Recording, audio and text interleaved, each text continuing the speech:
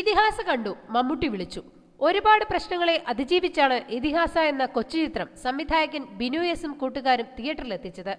ആരും വിശ്വസിക്കാത്ത കഥ എന്ന ടാഗ് ലൈനോടെ വന്ന ചിത്രം തുടക്കത്തിലെ എല്ലാവരും നിഷേധിച്ചതും ഇതേ കാരണങ്ങൾ പറഞ്ഞാണ്. എന്നാൽ തിയേറ്ററുകൾ പോലും ലഭിക്കാത്ത ചിത്രം കഷ്ടപ്പെട്ട് എത്തിച്ചപ്പോഴേക്കും ക്ലൈമാക്സ് മാറി.